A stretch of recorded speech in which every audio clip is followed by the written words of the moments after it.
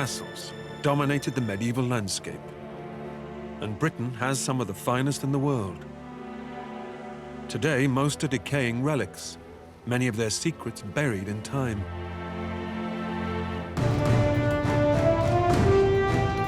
Now, historian Ruth Goodman and archaeologists Tom Pinfold and Peter Ginn are turning the clock back to relearn the secrets of the medieval castle builders. This is the ultimate in medieval technology. The origin of our castles is distinctly French, introduced to Britain at the time of the Norman conquest of 1066. 3, 2, 1, tirez! Here in the Burgundy region of France is Guedelon Castle, the world's biggest archaeological experiment. A 25-year project to build a castle from scratch, using the same tools, techniques, and materials available in the 13th century. It's a lot of hard work at the coalface, because this is industry. For the next 6 months, Ruth, Peter, and Tom will experience the daily rigors of medieval construction. Drop down. Yeah. Yep. And everyday life. It's looking pretty good, you know. How workers dressed and ate. You can really smell your food, Ruth. And the art of combat. This is the story of how to build a medieval castle.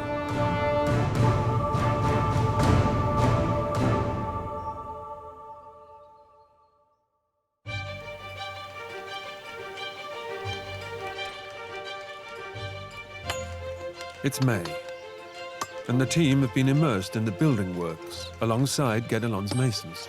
Perfect. Oh, good. Tirez! They've learned how the castle was defended in times of war.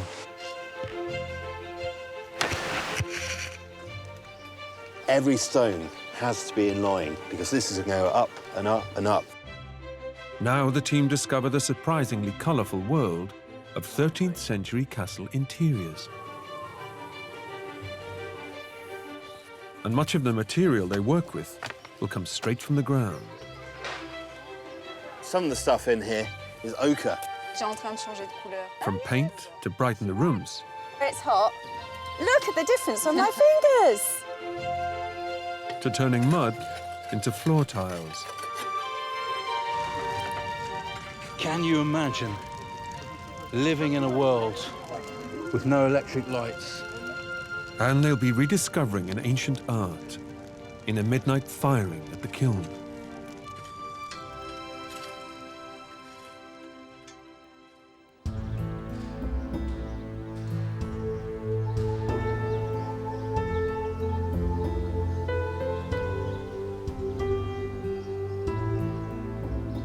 The medieval castles we're used to seeing today are scarred by centuries of warfare and weather erosion.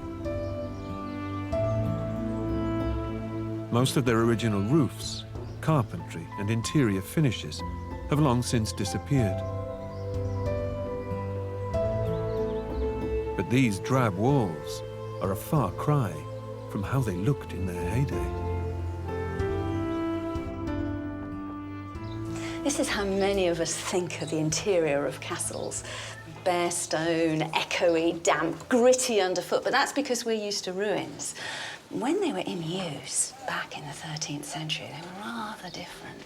You have to imagine tiled floors and plaster on the walls, perhaps painted, whitewashed, and then hangings of fabric over the top, filled with furniture. And that too is covered in fabrics, cushions, all sorts. An entirely different beast.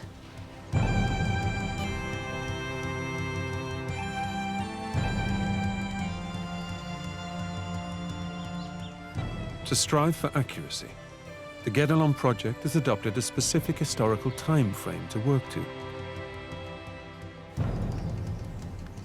The castle is being designed and built as it would have been in the France of the 1230s and 40s, during the reign of King Louis IX.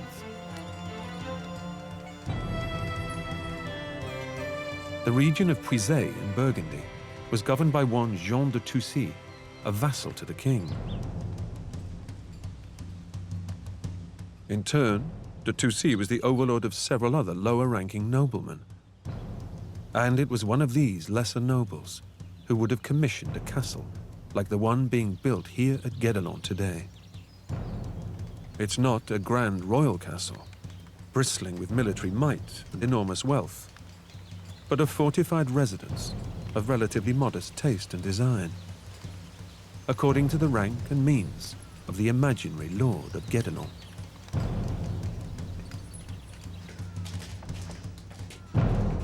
The team, along with site administrator Sarah Preston, are exploring some of the key rooms and quarters within the castle to find out how the interiors are being dressed. This is the castle's Great Hall. Great is the word.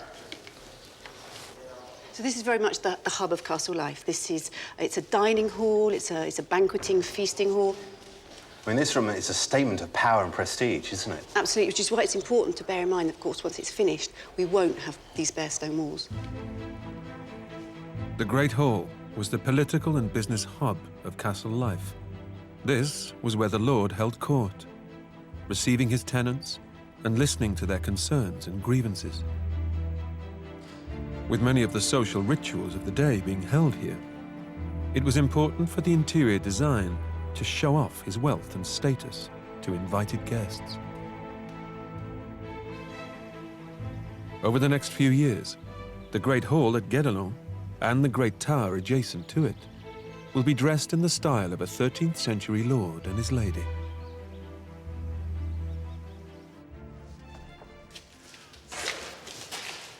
So this is currently the Lord's chamber. This is where the Lord would sleep with his wife and his children.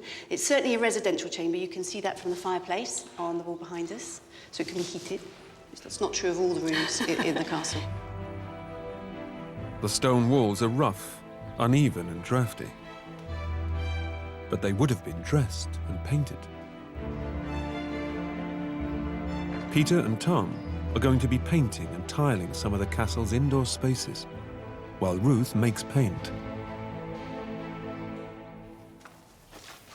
So this is the storeroom. But first, Sarah takes her to the already decorated kitchen under the Great Hall. But eventually it will have a render applied and then a lime wash to make it much whiter and brighter. Come and have a look.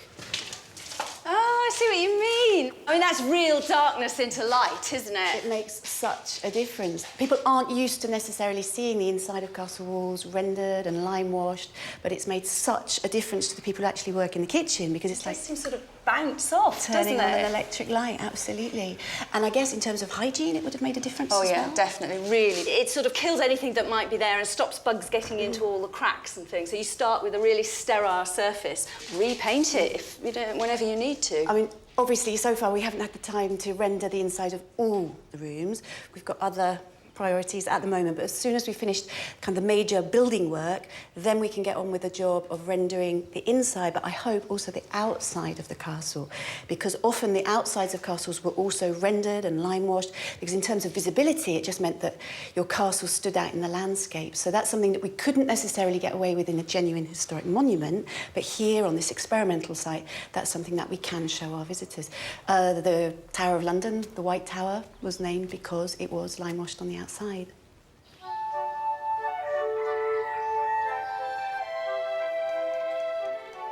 The tower nearest the quarry, known as the Quarry Tower, would have been a guardroom or shooting gallery.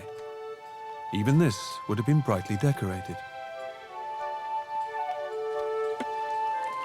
The boys have been tasked by stonemason Fabrice Mangot with rendering the interior wall with lime mortar, the medieval equivalent of plaster. We're going to use 2.5 buckets of sand and 1 lime and water and mix it in. What we're looking for here is the right consistency.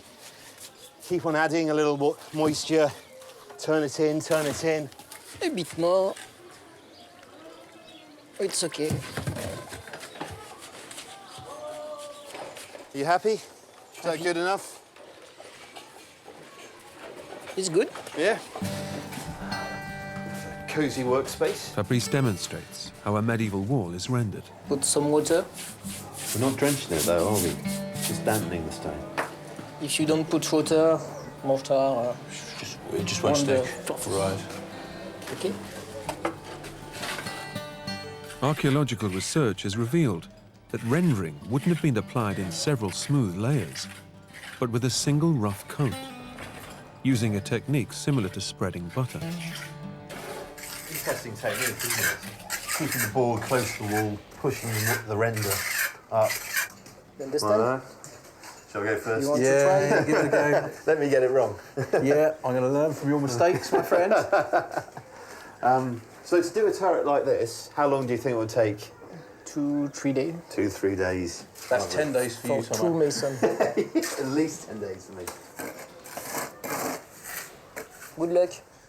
We'll need it. See you later. As the lime mortar is relatively porous, it will draw out any dampness in the wall, and so help to preserve the masonry underneath. It's interesting, isn't it, that we're only putting on one coat, that butter coat. But this is an established practice, isn't it? You always think when you go to the ruined castles in the UK or around Europe, these bare walls are what they were looking at. However, not the case. It was a prestige thing to get a layer of render up, decorate it. Yeah, I mean, castles, majority of castles, they are just ruins, aren't they? You're coming to them very long after their lives.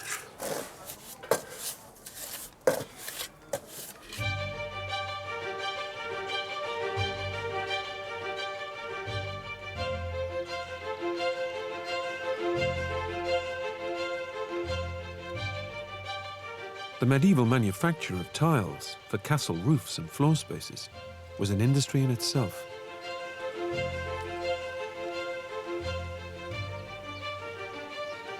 So far, at Guedelon, 28,000 tiles have been created for the roof of the Great Hall building alone, a job which took 4 years to achieve.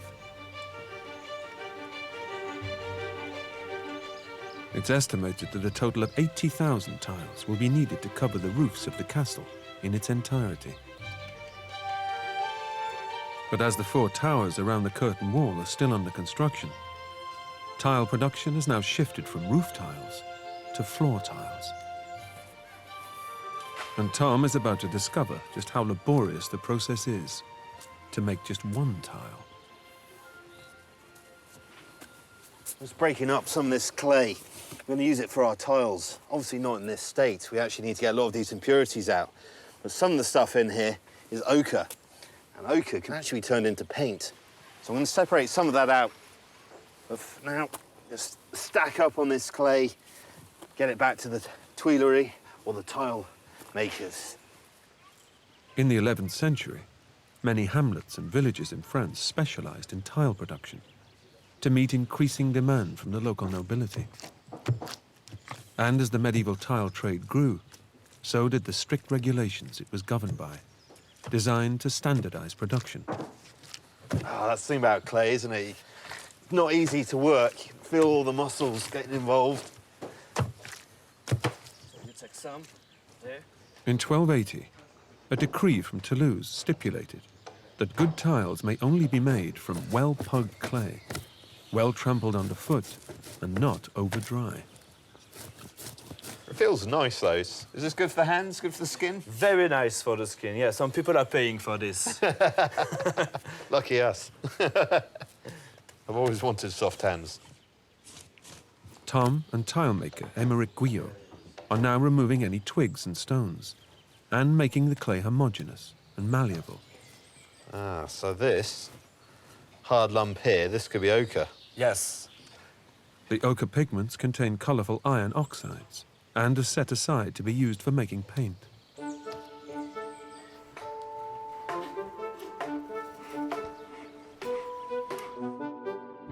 An integral feature of castle design were the toilets. They were known as garde-robe, the French word for wardrobe. Clothes would often be kept inside them, because it was believed the smell of ammonia from urine kept parasites at bay. Garde-robes were often built out of the castle walls to allow the waste to drop down through the hole to the ground or moat below. Guedelon keeps a wooden grill over the holes to dissuade any modern-day visitors from attempting to spend a penny. It's a big question, isn't it, how people use garterobes? There is little bits of evidence in the earliest of the manners books, which are aimed at pages who are serving a knight, you know, hoping to become a squire, become a knight. So it's for little lads, you know.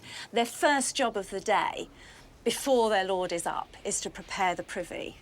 And he's told to make it extremely clean. He's got to sweep it out and make it clean. He's also got to put cloths in there. Not quite sure how the cloths were used, but they're to go in there, and sweet-smelling herbs, so that it's somewhere comfortable and pleasant to be. So at least for those at the very top of society, going to the toilet ought to have been Quite a nice experience. Yeah, I think, I mean, it wouldn't have smelled too bad. I mean, I know the poo's going down, and yes, if it's not getting moved, there might be a bit of wafting up. But those herbs would certainly have taken the edge off. And there is, of course, the question of toilet paper. There is. I mean, many people think leaves and moss, but let's face it, deforestation. Where the heck are you going to get a leaf of the right size in the middle of January? I mean, honestly. And then also you think, well, moss, but you'd have to have moss plantations, wouldn't you, to keep a big community going? It gets very, very dry in summer. So, I mean, there's nothing to say that people didn't use. I mean, you know as well as I do that archaeologically all sorts of things turn up in cesspits.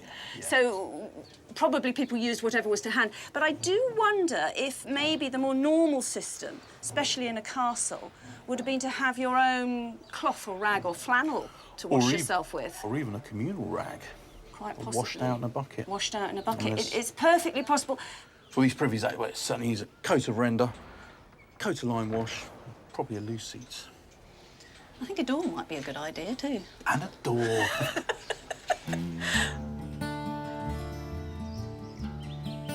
So you have to take some, this finger's grease is dripping. You have to take it on your finger like this. That's for cake. You put it inside. Just work that around. And that's to actually lubricate the side of the template, is it? Yes. So the tile will come out easily at the end. So I like to start with hand because you can feel all the corners. It's very important to have good corners in a tile. If not, the masons are really not satisfied to work. It's very hard for them. We don't want to upset the masons. No, don't do that. So you can use this as well. Right, when you think the corners are okay, you can just finish with... Right, so...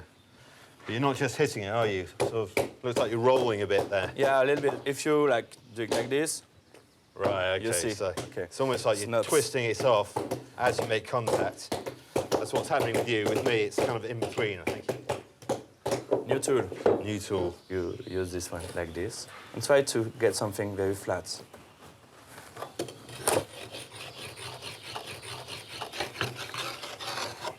So we have to see if it's okay on the other side. When there's a problem, it's always with the corners, always something with the corners. Okay, so we have to check the corners. Okay, my corners are good. What do you think? This is perfect. Oh, This yeah? is very good. Yes, yes. Masons will be happy. Okay, you put it there and you do like this. With the grease poke, normally it is going. But you have to sign with the name of this place. And basically, that's like quality control. Yes. And if we've done once, we've got another 69 to do. Yes. Go back to work.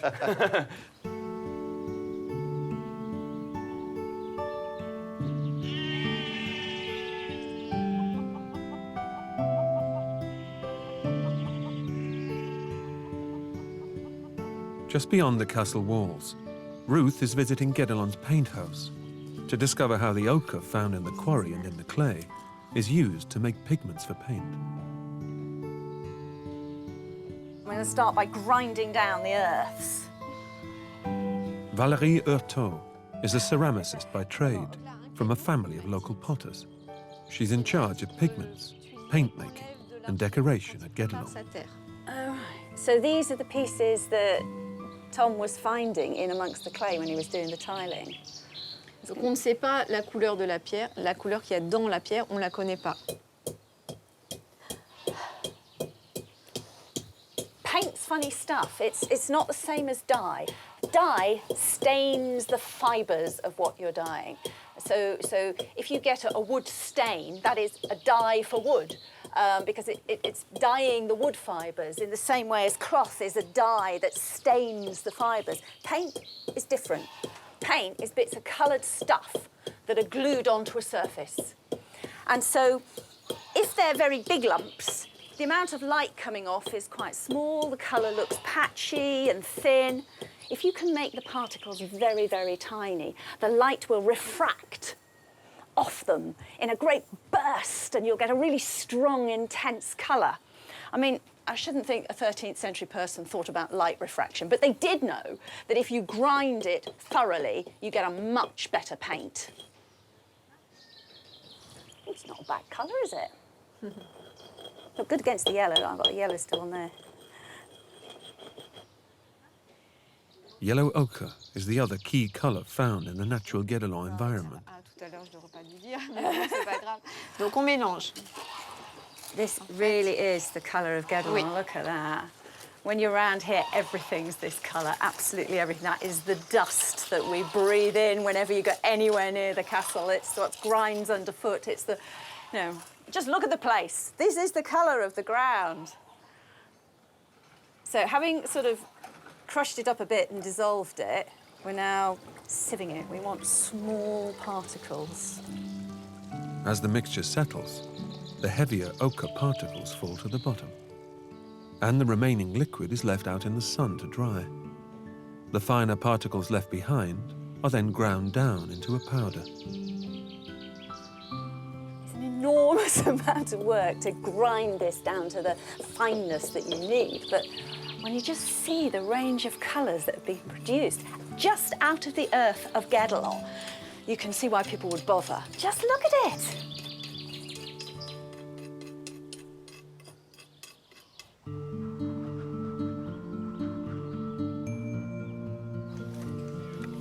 Out in the castle courtyard, Peter and Philippe Delage, known to his fellow craftspeople as Gandalf, are mixing lime wash, made with 1 part lime and 1 part water. What is that in French, lime wash? Lait de chaux. Lait de chaux? Oh, milk of lime. How can you tell it's good consistency? There's more on the Oh, it's really good. That's good? Yeah, that's good. Oh, should be enough. Yeah. I'll grab that bucket. Yes. Come on. Up the tower. Peter heads towards the Lord and Lady's bedchamber in the Great Tower to brighten things up in the garderobe.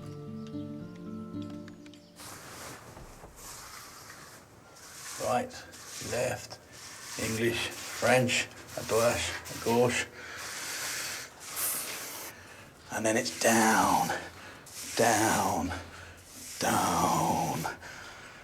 And it just gives a beautiful, beautiful texture.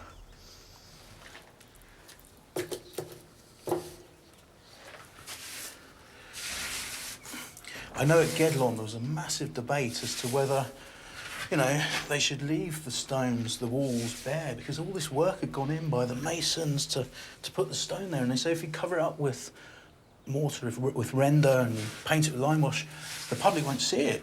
But this is how the castles were in the medieval age. Of course, as we come across castles, they're ruins generally. Very little plasterwork survives.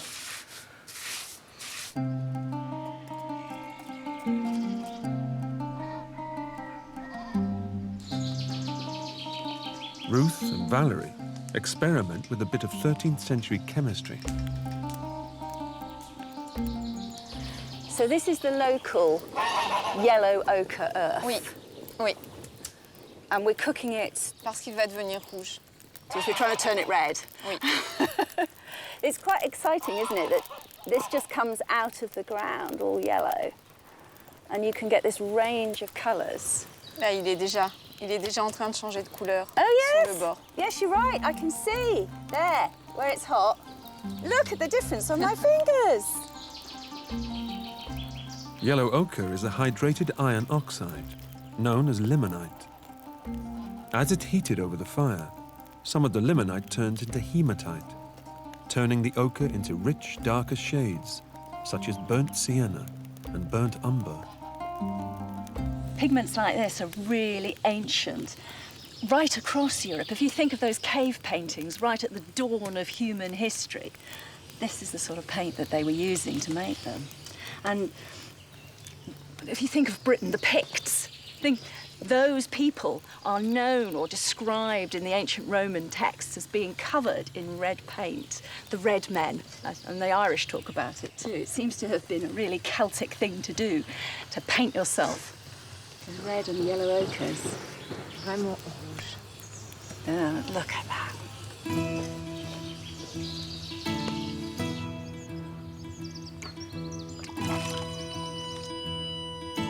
Just beyond the castle walls at Guedelon, the earthen kiln used for the firing of tiles is lined with bricks. Kilns were often owned by the local lord, who of course charged his tenants for using them. In the 13th century, regulations governing the work of local tilers in and around Toulouse specified not only the consistency and dimensions of the tiles themselves, but also the size of the kilns used and the number of tiles permitted to be fired in any one firing. Guedelon fires 4,000 tiles at a time. Bruno Faval is the chief tile maker at Guedelon, and he and his team have presided over 15 experimental firings during the past 9 years. Each firing has enabled them to improve and finesse their techniques.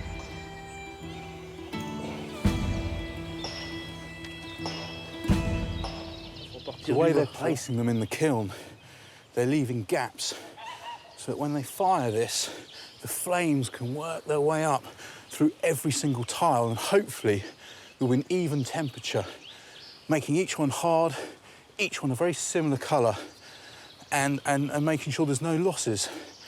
I mean, one of the problems with these tiles, when you dry them out, if there's any water in there and you fire it too quickly, the kiln, that water will expand because it will turn into a gas. It will blow the tile apart. You'll hear a pop.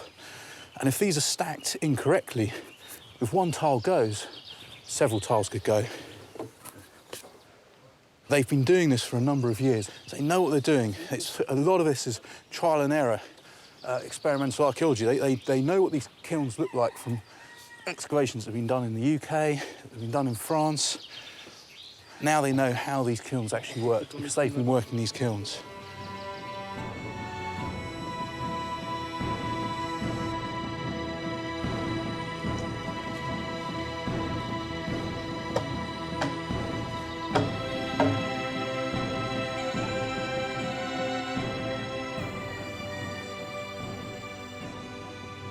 Out in the peace and quiet of the forest, Ruth is making an essential tool for applying her medieval paint. So if I'm actually going to be able to paint anything that looks like something, I'm going to need a decent brush to do it with. So I went and found some badger hair. Well, I'll be honest, there was some roadkill, so I shaved it. I know it sounds a bit of a weird thing to do. So I shaved it as close to the skin as I possibly could in order to keep the hairs all as they grow naturally in order. So when I sort of grab a little tuft of it here, if I sort of try and separate a bit out. And what I want are these long, straight hairs that are what helps a badger shed water. The hair is designed to move water, which is why it makes such great brushes. I'm going to glue those hairs in place so they don't move during the next bit of the process. The glue Ruth is using is gum arabic, hardened sap from the acacia tree, mixed with 4 parts water. Gum arabic, of course, is water-soluble, so I'll be able to just wash it out of the brush at the end. And can you see how that's coming together now as a point? That's exactly what I want it to do as a finished brush. If you look at a modern paintbrush, there's a sort of metal bit between the hairs and the stick. The 13th century, you're not going to mess around trying to make a metal ferrule. You just do something much, much easier and cheaper. You go and get yourself a feather. Because if you think about it, if I cut that bit off and I cut that bit off, I've got a ready-made tube. I can take a little bit of thread and bind my hairs. Just whipping them into place. As tight as I can manage. And I've got a nice, firmly held little paintbrush head, which I should be able to poke through. There we go. You can see how firmly that's in there now. See? Paintbrush head. All I need now is jam a stick in the other end. Done. That looks like it'll work, doesn't it? The pressure's on at the tile kiln. The 13th of May in medieval France was regarded as the day of the holy ice. It was believed to be the last day of spring in which a hailstorm would occur, sent by God as a sign of his omnipotence before the arrival of summer. And as hail often turns quickly to heavy rain, that could have disastrous consequences for the fate of this batch of tiles. This firing has already been held up for several days, owing to heavy storms. And once again, dark clouds are looming overhead.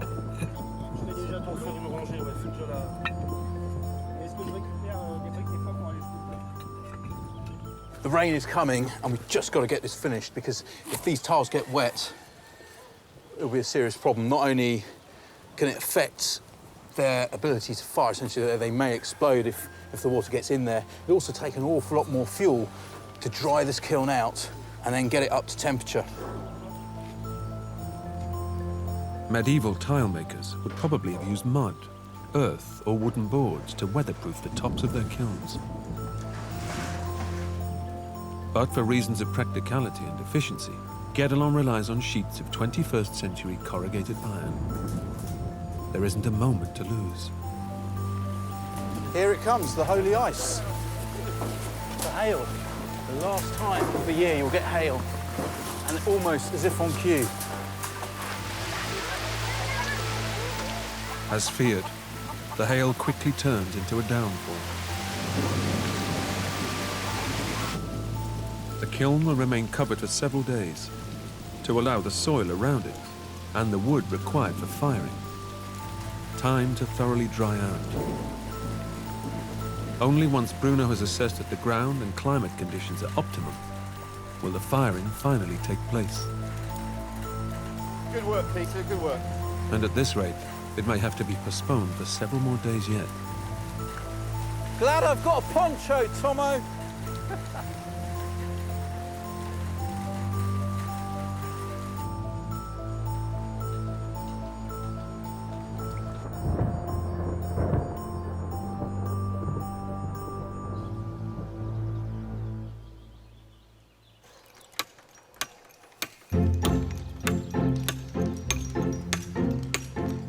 While the tile firing is on hold, progress is made on the chapel tower. The guard room within the lower floor is undergoing a colourful transformation.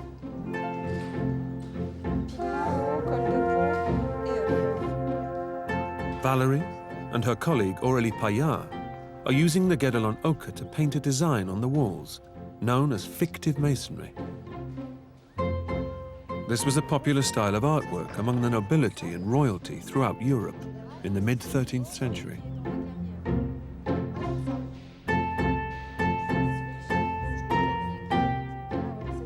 It was a less expensive way to create the illusion of the walls having been constructed from expensive white limestone.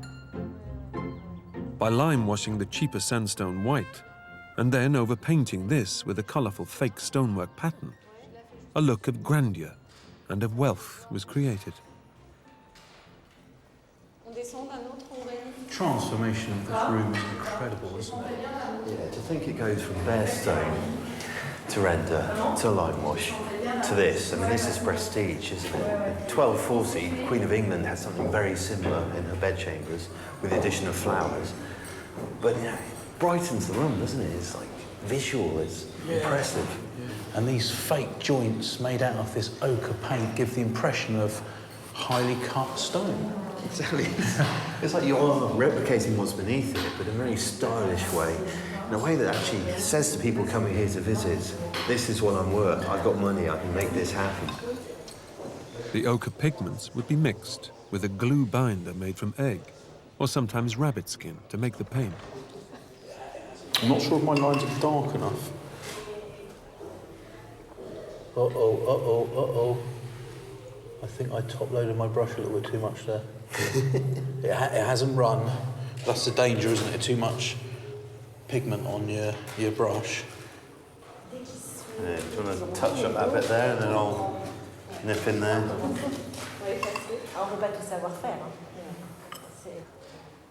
No, it's all going wrong. It's going wrong. It's looking awful. Hideous. Yeah. Well, I've seen worse. Well, I know, but, you know, you should put yourself down. Oh, no. En plus,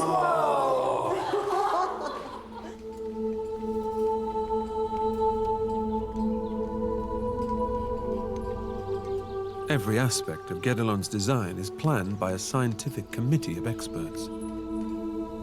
They work closely with the staff so that every feature is based on authentic primary sources of historical evidence. And just a few miles away, in the village of Moutier, is a key example of that evidence. The Church of St. Peter, built around the year 1000. The Church of the Middle Ages was a huge and wealthy landowner, which exerted a powerful influence over people's lives. And the interiors of its buildings often set a benchmark for the tastes and trends of the era.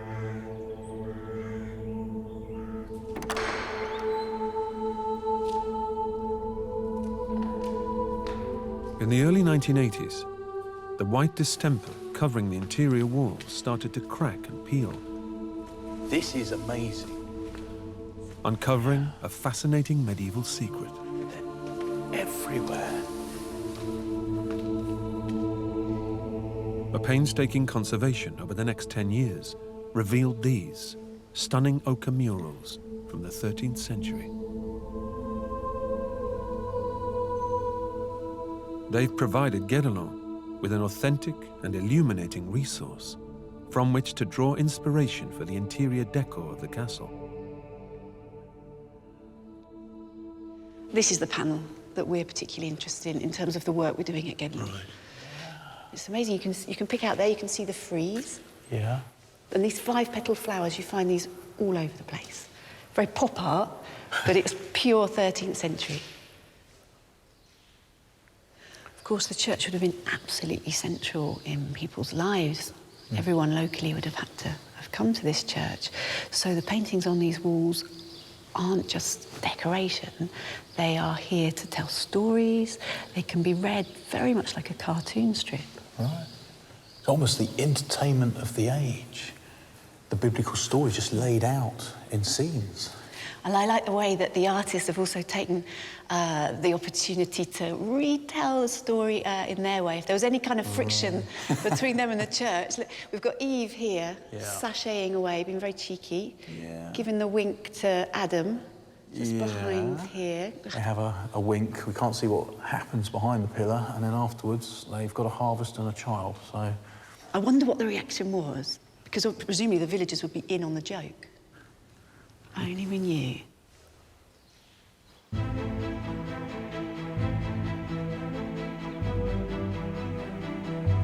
Ruth is applying some of the techniques discovered at the Church of St. Peter to the bedchamber, which would have been used to provide hospitality to the Lord and Lady's most distinguished guests. It's the most highly decorated room in the castle so far, and Ruth is using the burnt red ochre paint to restore the rose motifs in the window seat. Obviously, the domestic spaces within a castle are intended to impress. They have to look gorgeous. It's about the look of the place as much as anything else. And naturally, people painted their walls. It's not a church. This isn't about religious storytelling. This was about showing your power. It was about prestige. That up there, that little bit where it's painted to look as if it's masonry, with the little roses in front, often called stones and roses, is perhaps the most typical, as far as we can tell, of all interior decorating designs of the mid-13th century. That is what the Queen of England had on her bedroom walls in the Tower of London. Stones and roses, the very height of fashion.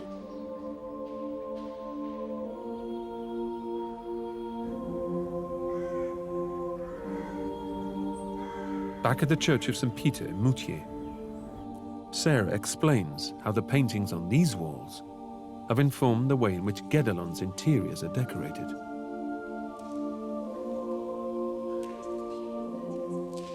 And because we don't have a lot of evidence of the types of paintings that were inside castles, we're always very careful to say to people, okay, we don't know if there was ever a bedroom painted in exactly the style that we've got at the castle, but just a stone's throw from the castle, at the same time, we're painting these same patterns, and crucially, it's the same colour palette. This is just like walking out of the quarry, isn't it? We've got the red ochre, the yellow ochres, the browns. I have to say, I mean, you look at the masons when they come out of the quarry and that kind of, the dust and the ochre that's on them, that is your colour palette. Absolutely. No, everything's there. So if we wanted to paint in this area with blues or greens, we'd have to buy those pigments in from further afield, and they would have been more costly. And it's interesting to see that in a church, the decision has obviously been taken not to have too much blue or green. They've used the materials that were available locally. Artwork like this just doesn't really survive in castles. Castles are generally ruins, but churches, they're such an important historical reference. No, that was certainly a challenge for us, in that we were aware that there are very few models of the types of paintings that there would have been inside castles at this time. It was a very deliberate decision not to use the human figures, because obviously these are depicting biblical stories. So we stuck very much with the flowers, the trees, the geometric shapes. But what we're wanting to do is offer people a vision of what a 13th century visitor might have seen, and to get over the fact that the castles weren't bare stone, empty places. They were decorated and they were full of colour.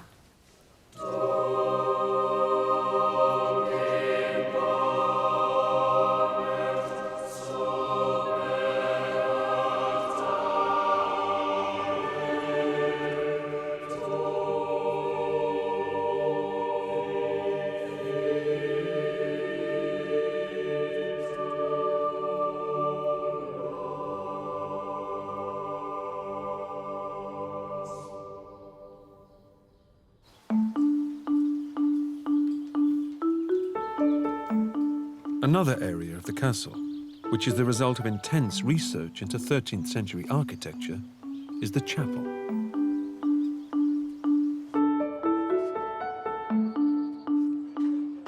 Clément Girard, the chief stone carver at Guedelon, is a highly experienced draftsman, but he's about to undertake his most ambitious project to date. Right now, Clément's doing the drawing for what will be the prestige feature of the chapel. So much so, they've actually imported a slightly less hard type of limestone that will be easier to carve. This really is precise work. I am marvelling at the skill he's got. Clément is designing a decorative piece of masonry based on a very common 13th century design found throughout France.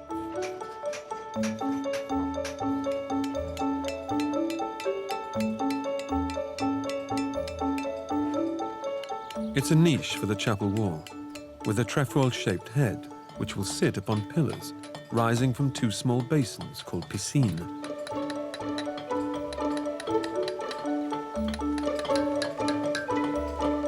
At Guedelon, white dressed limestone is used for the more decorative features of the castle. Although it's quicker to dress than the quarry's hard sandstone, it's easier to chip so great precision is required, and mistakes could prove costly.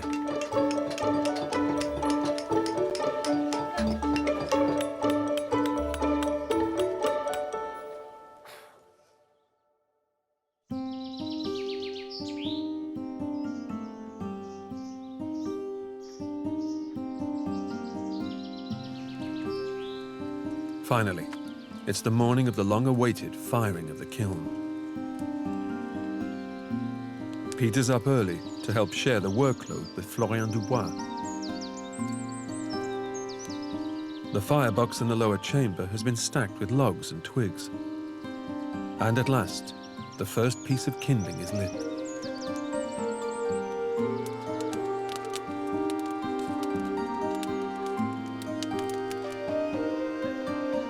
Within seconds, clouds of wood smoke are billowing out at the top of the firing chamber.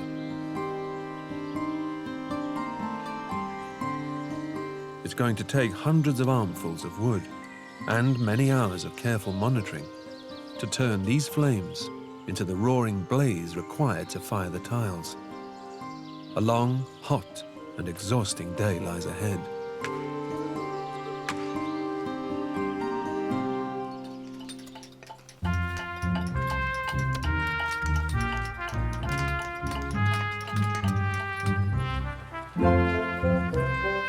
The stone carvers have completed the first part of the white limestone niche and are ready to transport it to the chapel tower.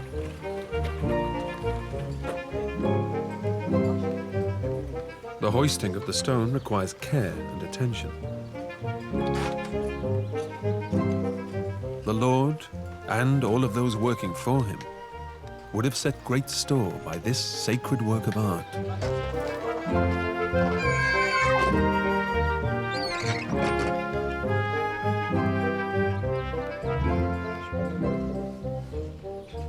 For us, the significance is that this is the first real piece of religious architecture that we've got in the castle. This is the only sacred space within the castle. So we're actually standing here in the area where the altar will be. So this is the holiest place of this sacred space. Where you'd have the holy water and the oils, yeah. So this is the most delicate sculpture that we've done here. As you can see, it's a hand basin. You've seen it being dressed earlier, but you can see the two dips. Now, we had some priests visiting because we were wondering ourselves why there were these two kind of recesses. And the priests that were visiting suggested that maybe one was for washing the priest's hands before the Mass, and that the other one was then for washing the implements that had been used in the Mass. Right. What we've been told, at least, is that the idea is that all the water that is in this piscina, this hand basin, is holy water, and as such, it can't just be thrown away. All the water will actually, and we're not talking about huge amounts, but the water will just kind of filter down into the wall and stay within the walls of the chapel. The stone of the chapel itself is obviously porous. It's going to absorb that holy water and essentially make this whole space even more sacred. That's the idea. So our mini little temple here at Guedelon. So it's been an opportunity, obviously, for the stonemasons to use different techniques. And then there was a little bit of improvisation that gave the stonemasons an opportunity to kind of have a bit of freedom of movement. You can see each column is slightly different. This is Mathieu's. You can see his mark up here on the stone. And on the other side, we've got Jean-Paul's right here.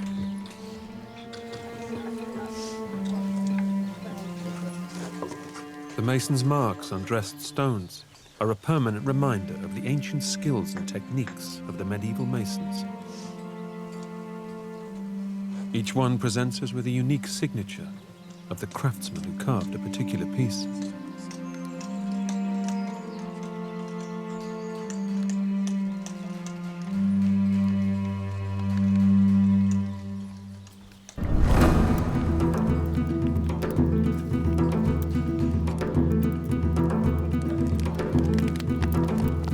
At the kiln, tension is rising. A month's rain has taken its toll, and the firing is not going to plan. Everything got wet. The kiln got wet, the wood got wet. So it's just taken that a little bit longer to dry everything out, get rid of the moisture. The blaze is still several hundred degrees below what it needs to be. Peter leads a frantic effort to try to save the 4,000 tiles inside. We know today the optimum temperature for successful firing is around 1,000 degrees centigrade. 13th century tilers relied on their experience, their senses, and costly trial and error. They would have been under intense pressure to get firings right. The kiln, it's just about getting up to temperature now. It's ready to really feed up, and pretty soon those tiles will be getting close to firing, but it does mean it's going to be a longer day. I mean, the sun is setting in the sky. We're going to go late into the night. A tiler's trade depended on the local nobility's trust and the reliability of his product. And the strict laws governing the standards of production were rigidly enforced. Tiles must be correctly stacked. The temperature must not be too high or too low. The heat must be distributed evenly throughout the kiln. If not, the results could be underfired, overfired, or otherwise damaged tiles. And the medieval lord would neither accept nor pay for a single substandard tile. Failed firing had serious consequences for a tiler's livelihood.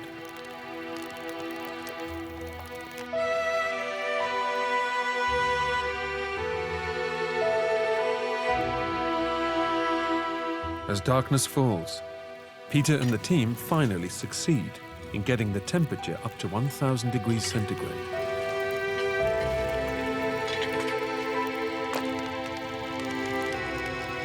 We've been working since this morning without stopping, and now we are a bit tired. It was hard, but now it's at a good temperature. Right.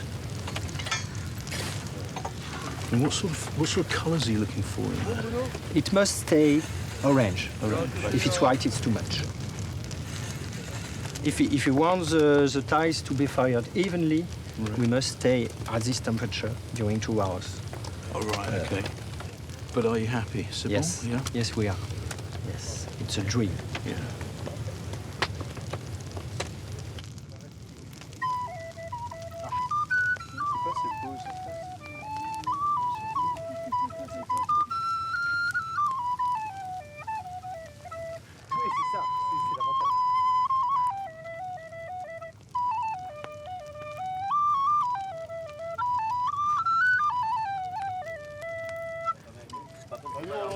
Can you imagine living in a world with no electric lights? I mean, tonight we have the stars, we have the moon, and we have the tile kiln. 4,000 tiles. They're just about to block this up with wood, and they're going to seal it in. It's a lot of hard work at the coalface, because this is industry. Could you imagine what it must have been like to see a castle being built of stone, surrounded by these kilns that were firing flames into that night sky? But sat back here, thinking about perhaps the hell down there and the heavens up there, and your tiles currently in purgatory. Which way are they going to go? Have you been good? Will they be used in that castle? Who knows?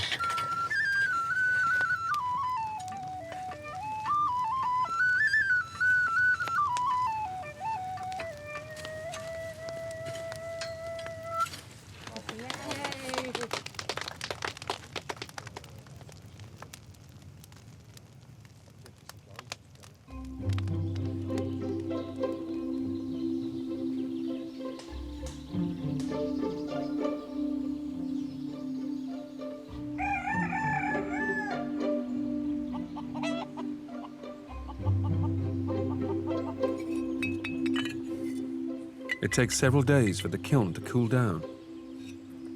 Peter's helping to unload the tiles and examine the results.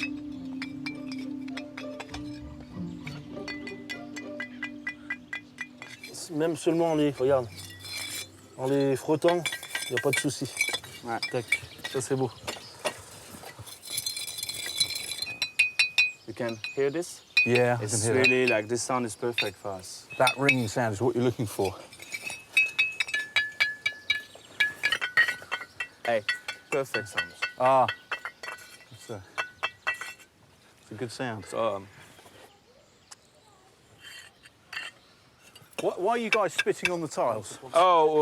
to see to see if it's cooked, because sometimes the sound is not enough. Right. The sound can be in the middle. We don't know if it's raw or cooked, so we can spit on it, and if the saliva stays there, it's cooked. If it's going inside the tile, it's not.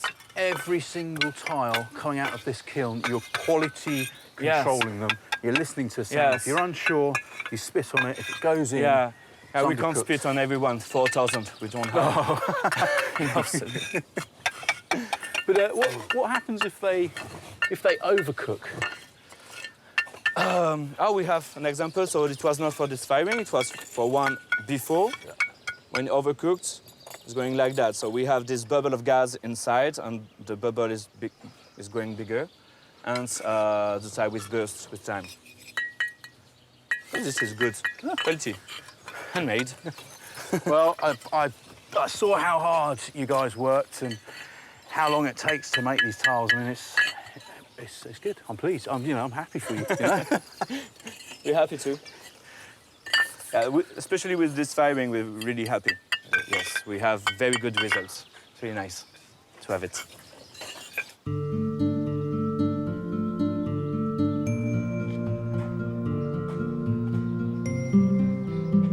The fired tiles are now used to floor the fully rendered and lime-washed Quarry Tower.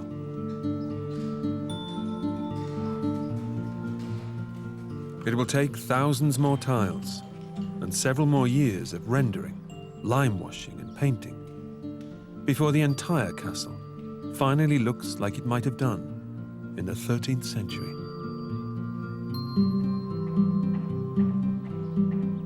This is really starting to look like a finished castle, isn't it? You know, with the tiles and the walls all plastered and painted. It's starting to get that feel of a living space. I'll be honest, I did not appreciate how much work and effort it would take to get this stage actually happening. You know, clay for the tiles, finding the paints. But when you see it, it's unbelievable. And I really can't wait. I know it's a long time in the future yet, but for the furniture and the furnishings, for the textiles to finally arrive. Well, it emphasises that it's actually a living space and not just a defensive building, doesn't it? And in moments like this, you look at this, you know, yes, I could actually sit here and relax. Yeah. It's not all about warfare when it comes to castles. Yeah. This is an entertaining space.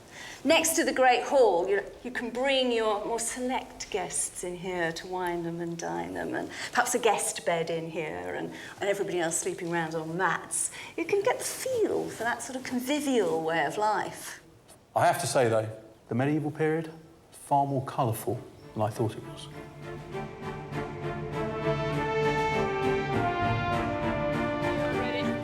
Next time, the community of skills it takes to build a castle.